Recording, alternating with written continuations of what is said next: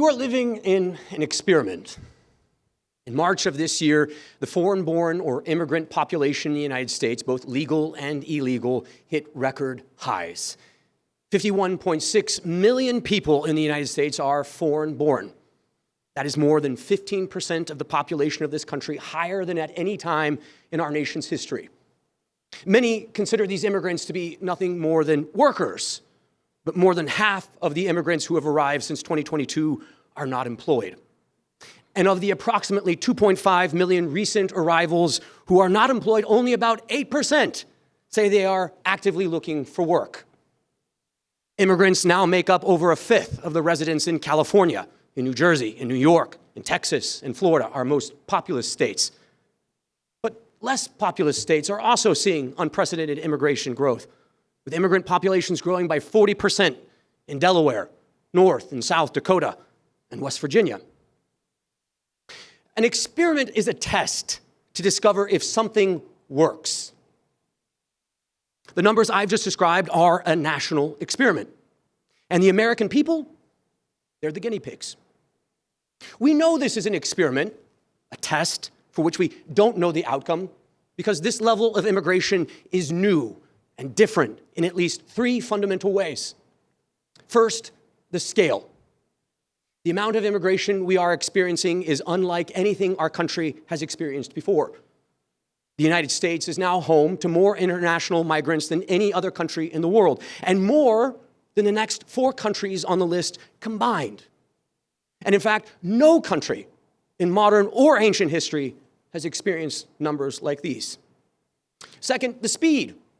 9 million aliens entered the country in all of the 1990s.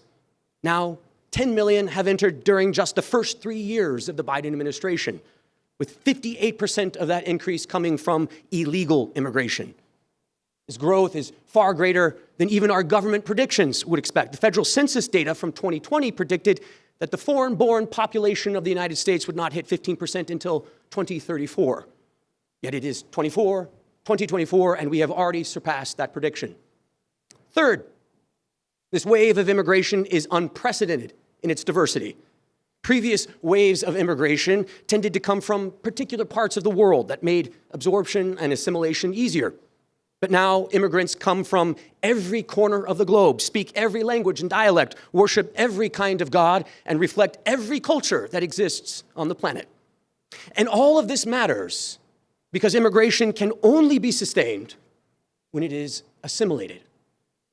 This is not a new idea. Our founders discussed and agreed unanimously, nearly unanimously, on this point.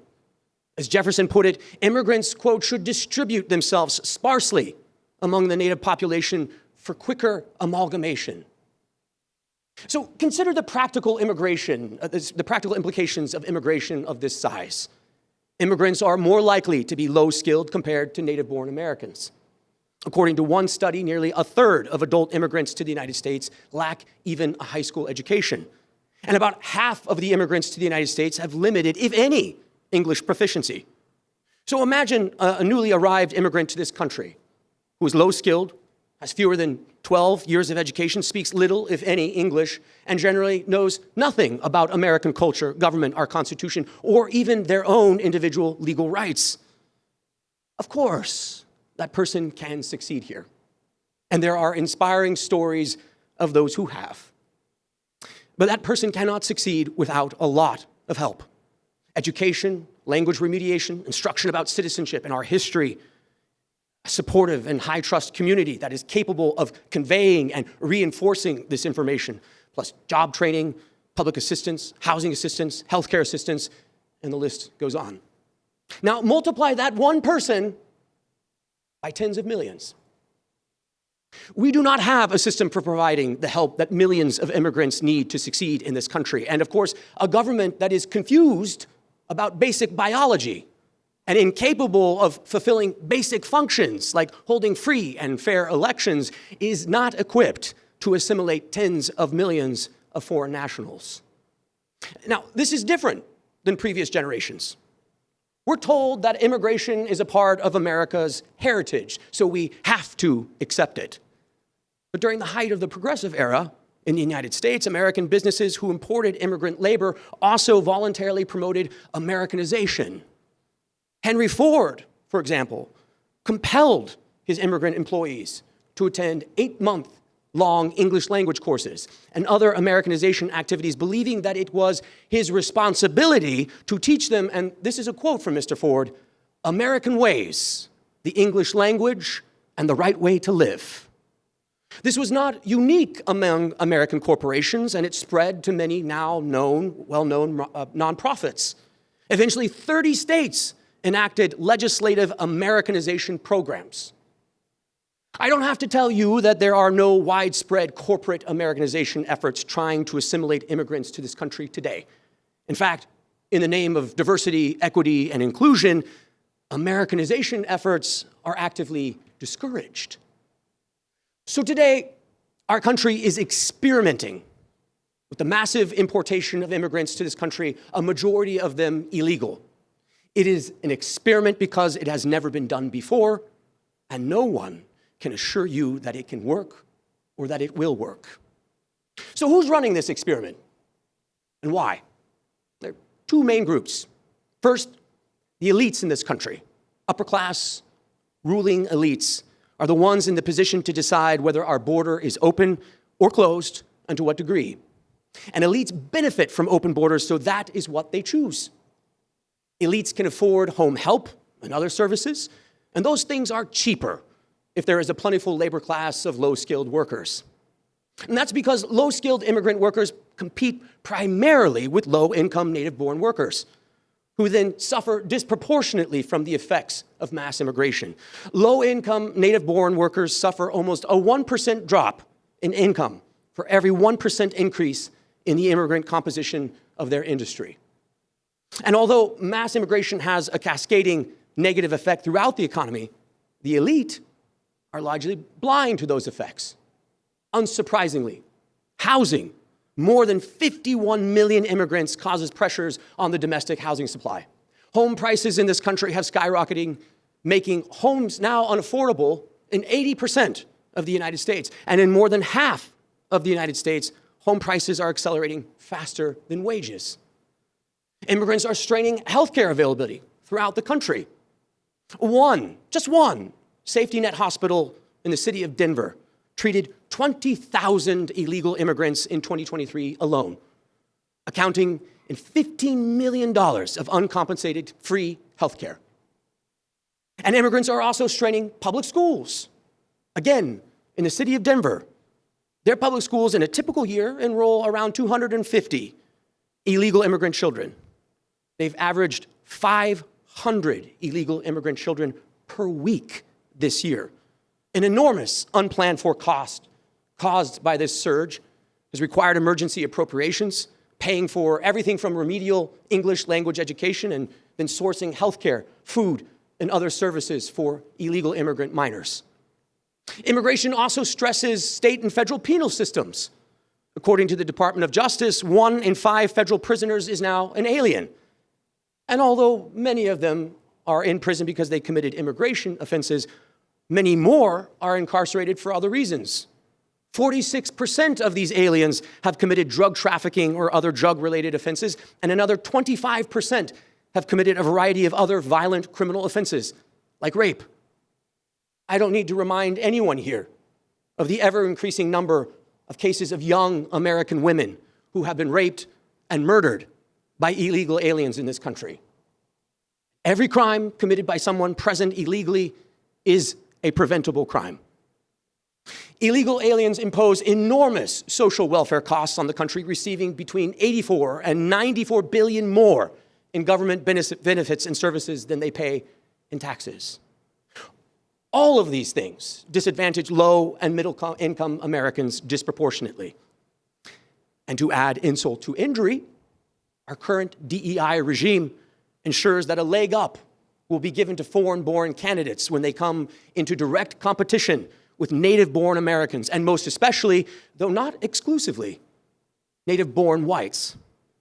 Elites, however, can weather these consequences by buying their way into private health care, private schools, and gated neighborhoods. So for elites, Open borders are all upside, and that's part of why we have them. The other group behind our mass immigration crisis are multiculturalists, who supply the ideological underpinnings of open borders. Multiculturalism gained ascendancy in the 1990s and has only strengthened its grip since then. Multiculturalism at root is an anti-Western ideology. It holds that America is composed of many distinct cultures, that the dominant Protestant Anglo culture of the founding has systematically subjugated these cultures, and that these cultures must be liberated. Why? Because America shouldn't have a single culture. Disunion is the express goal. Multiculturalism has completely pervaded our educational system for decades and is adopted at the highest level of the Democrat Party and the US administrative state, and it is even unthinkingly espoused by some Republicans. The result is that the United States is unique among all the nations of the world in that we encourage immigrants to hold on to their language, their culture, and their birth country identity. And ever greater numbers of immigrants only make this phenomena easier. With greater numbers, it is easier to replicate one's home country on American soil, and so to avoid assimilation altogether. US immigrants' countries of origins want this effect and deliberately cultivate it. Wealthy nations can advocate their strategic foreign policy interests through their wealth, their power, and their influence. But poor countries do it by exporting people. The net effect of elite policy preferences combined with the pathology of multiculturalism is that we are seeing nothing short of the colonization of America. If you doubt this, look no further than Representative Ilhan Omar's now famous rally in Minnesota just last month. She spoke Somali to a crowd almost exclusively of Somali immigrants. And when the Prime Minister of Somalia took the podium in support of Representative Omar, he said her, quote, interests aren't those of Minnesota or even the American people, but those of Somalia. So how will a future Trump administration decolonize America? Well, let me be honest. I'll be light on specifics here, and that's intentional. This is time for discretion. We've seen too many of our policy ideas announced in advance, only to be reverse engineered by blue state attorneys general and leftist interest groups into successful legal challenges. But in my mind, there are two basic things to be done. If you encounter the federal government directly and you are present here illegally, you will be sent home. Period. No gotaways, not at the border, but also not in the interior of the country. No orders of removal that will not be executed. Now, many will say that we should prioritize only the removal of criminal aliens, violent criminal aliens at that, those who have raped or murdered or assaulted American citizens. Let me be clear on this. Such a policy essentially endorses indefinite lawlessness at our borders and makes explicit that anyone and everyone can come to the United States and remain in perpetuity until they harm one of you. No, removal is not reserved for violent criminals. It is the consequence of having immigrated into our country illegally. Second, we need to start making it a little less good for those present in the country illegally by making things a little more fair for native-born Americans. Right now, illegal immigrants in many American cities are receiving 2 years of free housing, free health care, food assistance, and other benefits, including benefits that have never been extended to native-born Americans, including American citizens who have fought and bled for this nation in foreign conflicts. And illegal aliens are also competing with Americans in so many other aspects of life: banking, healthcare, housing. In all of these areas, every effort must be made to serve those who are lawfully present first in fairness. To give you an example of what I mean, in July 2023, Florida required emergency rooms to ask patients their immigration status. And in the year that followed, Florida has experienced a 54% reduction in spending on emergency care through its federally mandated Medicaid program for illegal aliens. In the words of one pro-immigration activist, Florida has now experienced, quote, an exodus of migrants. In many instances, however, it is proving to be too little, too late. I know what too late looks like, and that's why I'm willing to say these hard truths. I grew up in a small-scale experiment of the kind now being attempted at the national level. Stockton, California, the city of my birth, was the first city in the United States in which more than 50% of the city's residents were minorities. A number, obviously, that included native-born blacks and Hispanics who were already disproportionately facing economic hardship, but who are now faced with an enormous influx of low-skilled, foreign-born immigrants. There are those who will say that it is just coincidence that today's Stockton is one of the most violent jurisdictions in the history of modern America, with consistently one of the highest per capita murder rates in the country. That it's just coincidence that the city is replete with long-forgotten diseases, like a 55% spike in tuberculosis just this year. That it's just coincidence that despite its high crime rate and persistent joblessness of around 22%, Stockton has some of the most unaffordable housing in America. Stockton is the kind of community where ordinary American citizens, black, white, brown, are alienated from their own country, made to feel unwelcome in their own neighborhoods. And the immigrants who survive a place like Stockton are those who work hard, privilege education, speak English, and love this country. So while I appreciate the knowledge I gained from the multiculturalists about the architecture of Angkor Wat, the food of the Mayas, and the zodiac tradition of Lunar New Year, my classmates and I would have been better served to learn the story of this nation's founding, to have been Americanized. So the Stockton experiment, which has been an unmitigated disaster for the past 60 years, proves why the only solution is to decolonize America. There is simply no sustainable way to absorb the immigration this country has experienced and remain a cohesive nation. But already, I'll wrap up here, the corporate media are suggesting that the very thought, just the thought, of deporting anyone is racist and genocidal. But I've explained the experiment to you, and I think we're far enough along for the facts to give us a good idea of how this is going to come out.